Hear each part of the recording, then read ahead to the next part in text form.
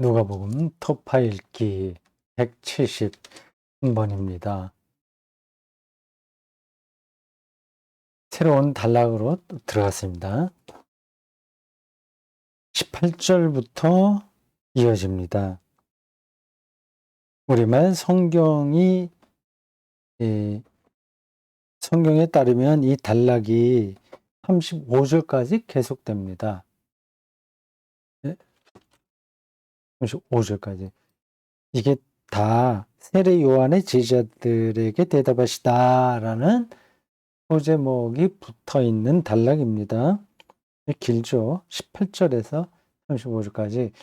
제가 좀 더 나누었습니다. 세 단락으로 했어요. 먼저 18절에서 23절입니다. 세례 요한의 제자들이 와서 예수님에게 어떤 묻게 되는 이야기이고, 세례 요한에 대한 예수님의 설명이고요. 또 뭐 하나의 비유가, 좀 특별한 비유가 여기 나와요. 네. 이걸 저는 세 가지로 나눴습니다.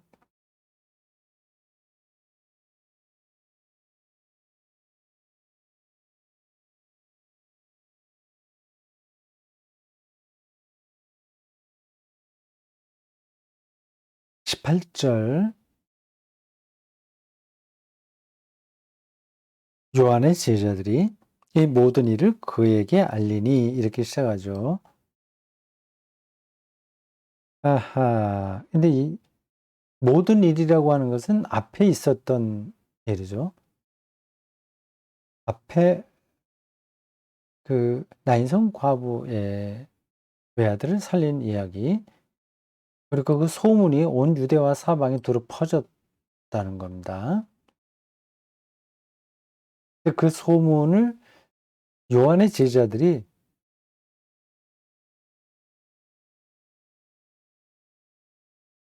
그에게 알리니. 문장이 좀 이상하네요. 요한의 제자들이 그 모든 일을 그에게, 요한이죠? 그에게 알리니, 이렇게 되어 있습니다. 우리가 알고 있는 바로는 이 세례 요한이 감옥에 있을 때 이런 일을 한 건데요. 여기는 그 말이 안 나오네요. 감옥에 있다고 하는 게. 그럼 병행구인 마태복음 11장 잠시 보겠습니다. 지금 세례 요한이 분명히 감옥에 있어야 되는데 여기에는 안 나와서 왜 그런가 지금 확인해 보려고 하는 겁니다. 11장 2절이에요. 마태복음 11장 2절 이렇게 되어 있습니다.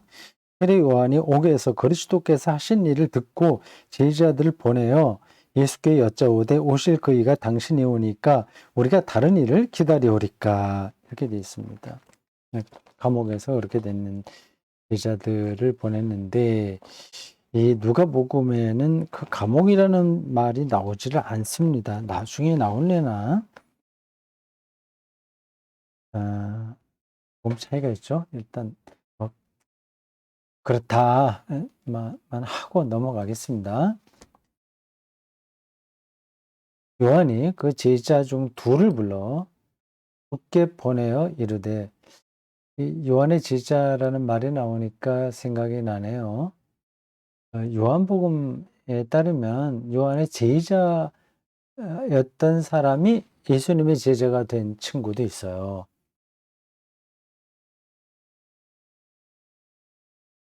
예수님과 세례 요한의 관계가 우리가 생각했던 것보다 아주 더 각별한 것으로 보입니다.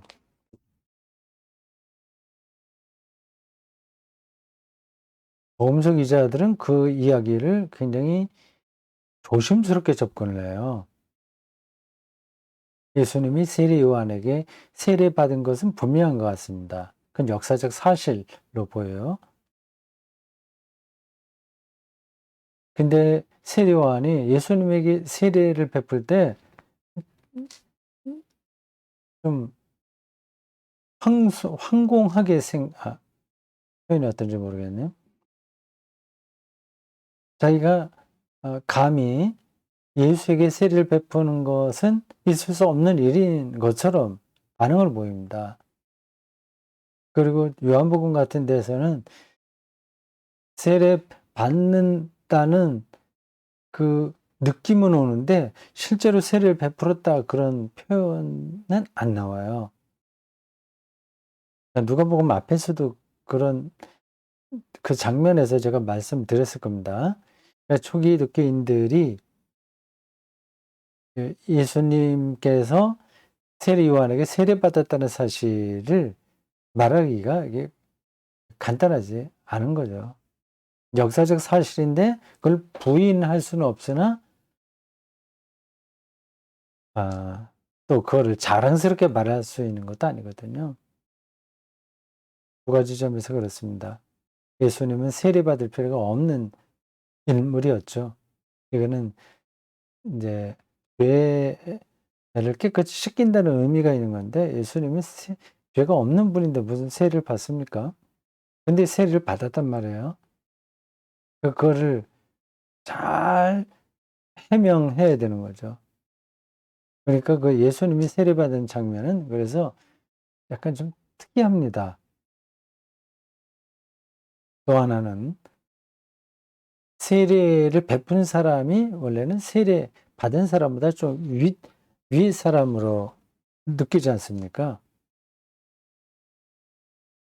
그게 세례 요한이 예수님보다 더 우월한 존재처럼 비칠 수 있으니 그 세례 사건을 그냥 말하기 힘든 거죠.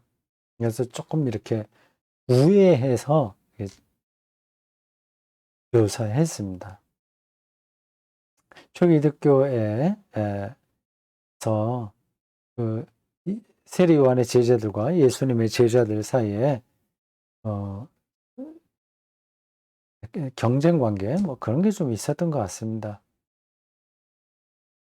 그 세례가 기독교의 중요한 그 종교 의식으로 자리를 잡게 된 데에는 세례 요한의 제자들 역할이 영향력이 컸다. 이렇게 학자들이 좀 보고 있습니다.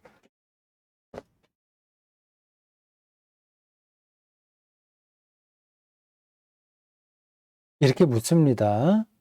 오실 그이가 당신이 오니까 우리가 다른 일을 기다리오리까.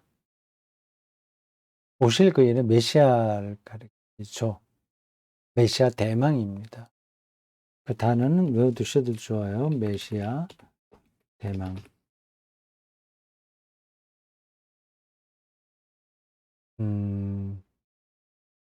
유대인들은 아직까지도 메시아를 기다린다고 그러잖아요. 우리는 예수를 이미 오신 메시아로 믿고요. 근데 유대교와 우리 사이에 또 통하는 점도 있습니다. 그들은 아직까지 메시아를 기다리잖아요. 우리도 역시 예수의 재림을 기다립니다. 기다린다는 면에서는 같은 거예요. 우리는 이미 왔던 예수가 다시 온다. 그렇게 그러니 그를 기다린다 말을 하는 거고 유대인들은 메시아가 오는 걸 기다리는 겁니다. 유대인들의 주장이 터무니없는 건 아닙니다. 생각해 보세요. 메시아가 왔다면 이 세상은 완전히 달라져야 되는 거 아닙니까? 근데 세상은 예수님이 오신 이후도 달라진 게 없어요. 표면적으로는 그렇습니다.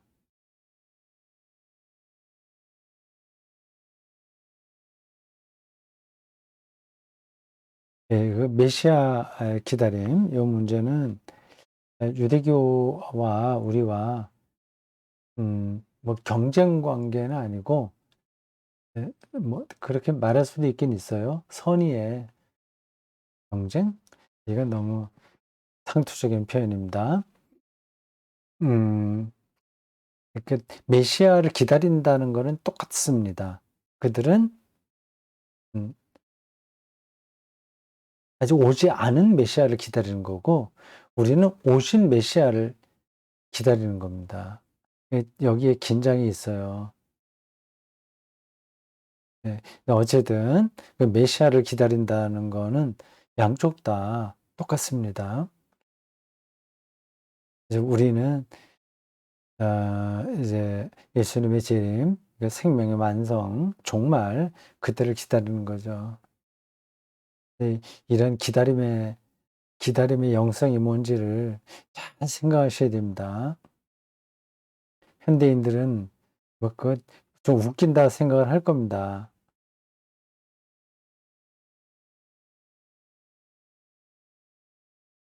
한마디만 하고 이건 끝내겠습니다. 우리가 기다린다고 하는 거는 '아 그때 가서 잘 먹고 잘 살겠다.' 인제 그런 얘기가 아니거든요. 이 세상의 역사 이 과정을 통해서는 결코 우리가 생명을 완성할 수 없다는 사실을 전제하는 이야기입니다. 그건 하나님께서 주셔야만 하나님이 오셔야만 되는 그 절대적인 생명을 우리가 보고 있다는 얘기입니다.